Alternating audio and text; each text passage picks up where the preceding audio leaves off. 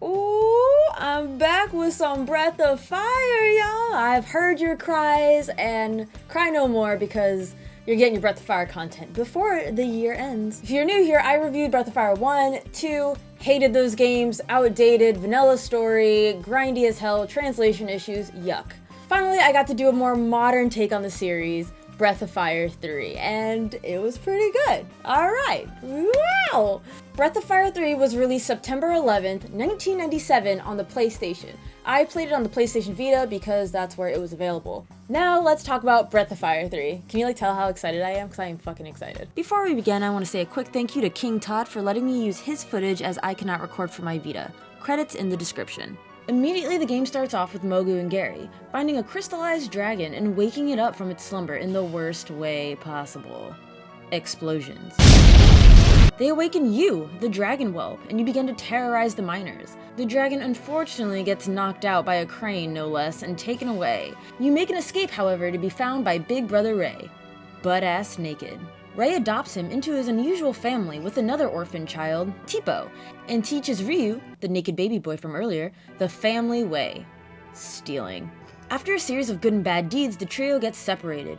Ryu, by himself, searches for his missing family while being hunted down by some of the coolest side villains ever, the Unicorn Brothers, Balio and Sunder. Ultimately, the child arc is Ryu running while making friends along the way. This arc, however, comes to a close when meeting a hulky dragon-looking man named Gar, who takes Ryu and friends to a temple. Now, I'm clearly dancing around spoilers, but this is where the child arc ends and the adulting begins. I felt the child arc overwhelmed to stay just a bit. I was kind of done being child ages ago, but in its defense, it does set up some important relationships. At the very least, the journey was fun and entertaining. Never a dull moment, especially with Balio and Sunder around.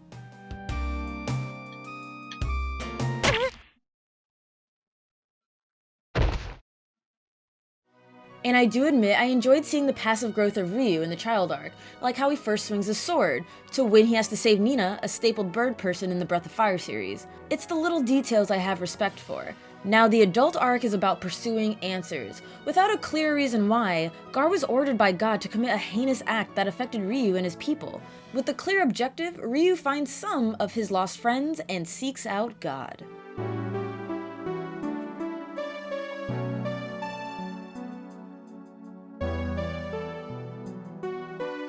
Now, for me, the story wasn't particularly mind-blowing and amazing. Where I got my jollies from Breath of Fire 3 was the journey. The journey was always fun, wacky, entertaining, never a dull moment, well, save for 4 times. There were 4 segments out of 50 that made me want to stab myself. I thought the predicament the characters found themselves were amusing. Even though the switching gameplay styles threw me for a loop, it kept the game fresh. I kept asking myself, what is this game going to throw at me next, but always looking forward to it. The characters had more personality this time around, and though it was short-lived, Child Teepo was my favorite. He was ready to steal, kick people, kick rocks, likes bragging when he does good things, and he has just a little shithead attitude. And then there's Nina, a symbol of justice, and wants to do right by her kingdom by going out into the field instead of sitting in a chair and looking pretty. Momo, an engineer who only thinks of machines. Gar, one of God's angels, and that's about it. Oh. There's an onion, Peko, who I absolutely made no effort to level up. In fact, I went out of my way to keep him at level 1 my entire playthrough. Ugh, he's so lame. A really shitty replacement for Teepo. That being said, individually, the characters were good. Together, the character chemistry kind of fell short. You get everyone's relation to Ryu, obviously, but to each other as a party, it's subpar. Okay, so now let's talk gameplay. Definitely a step in the right direction. You have the overworld where you can walk and not run into any random encounters, thank God. But if you click the action button when an exclamation mark is over your head, you enter a random space with an item, but also enemies are present. But it's 100% optional, which is great. You go up to unusual landmarks to enter, so towns, fishing spots, mountains, etc. Speaking of mountains, forests, and so on, once you clear them, you're able to walk through them in the overworld instead of entering that space, save for a few areas. So they really cut down the grinding that way. Characters still have field abilities that can be used inside towns and dungeons, like Momo blowing stuff up with her bazooka, or Ryu slashing trees. Later in game, you're able to travel the land of fairies, which is like a side quest kind of thing, assign fairies to build your shops, hunt, etc. I personally really enjoyed this. I love building your own community type of segments in gaming.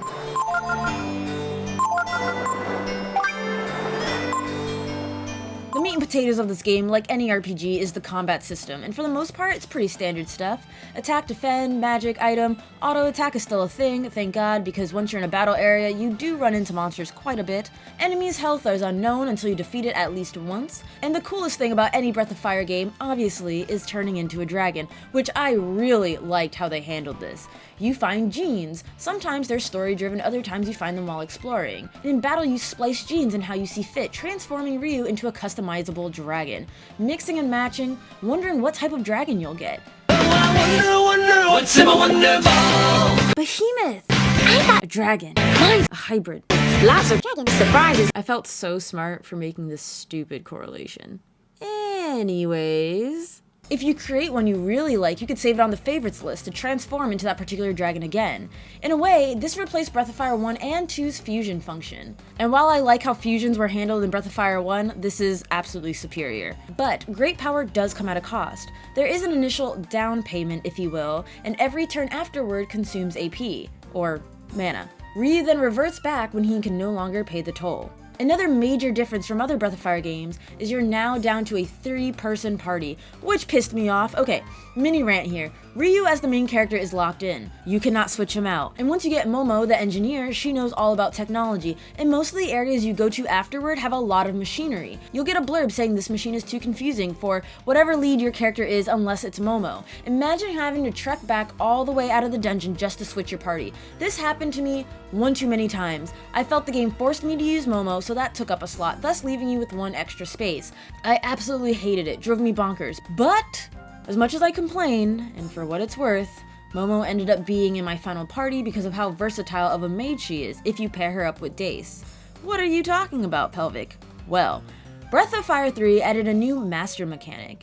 If you become an apprentice of a master, when you gain a level, you get certain buffs, kinda like Final Fantasy VI with their espers. If you're under Bunyan, the first available master, you'll get extra points in power, defense, and HP, but your intelligence and willpower doesn't gain as much points. In addition to stat points, if a character levels up under a master for a certain amount of levels, masters teach several enemy moves. A minor issue I have is if you level up enough times to learn 3 monster moves, you have to talk to the master 3 times. They don't teach you everything all at once. Minor but annoying. Multiple characters can be under the same master at once, but they must be in your active party to initially recruit them, which is fucking stupid. Why? Let's go back to, again, the 3-person party. You can only change your party in the overworld or if there's a blue diary. This is awful because there's a master where you must have Peko in your party, and again, Ryu cannot be switched out, thus leaving one slot open. So if you wanted this master's buffs from multiple people who aren't Ryu or Peko, you'd have to leave the location, go back to the overworld, switch characters, go back in, rinse and repeat. It was a fucking terrible design choice and needlessly tedious. On top of that, although the entire party is traveling with you, only those who do battle get experience. There is no passive experience, which continues to add to the grind.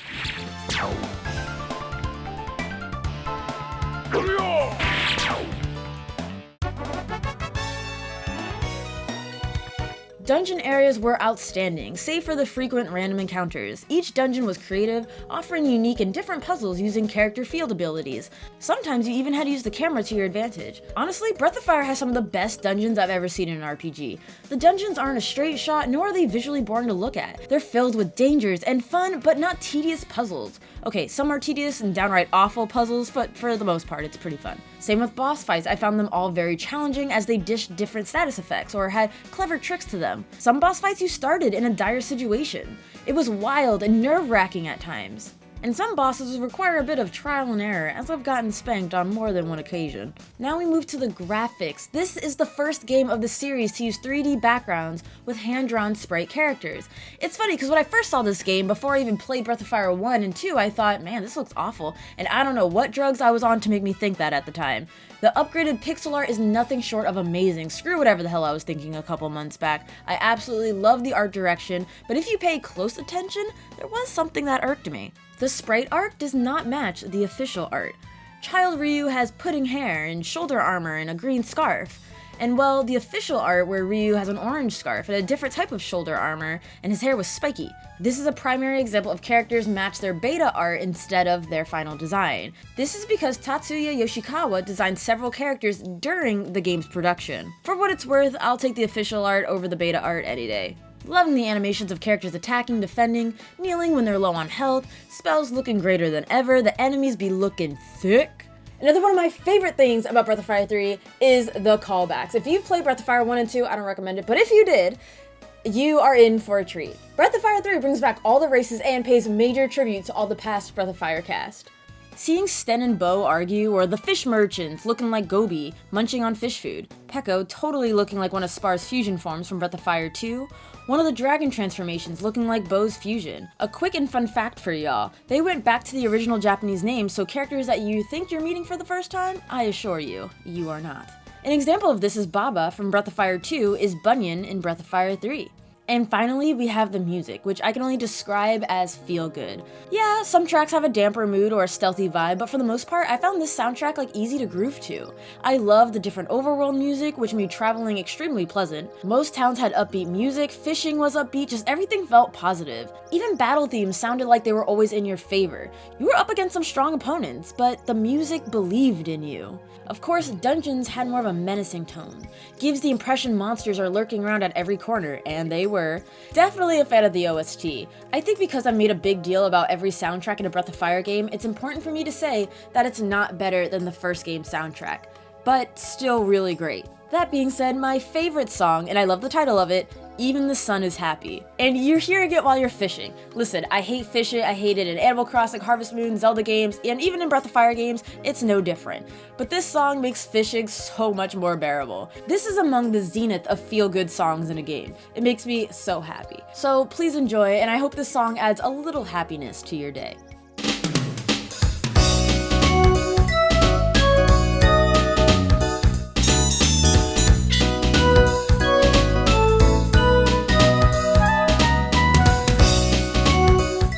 Breath of Fire 3 is a massive upgrade from Breath of Fire 1 and 2.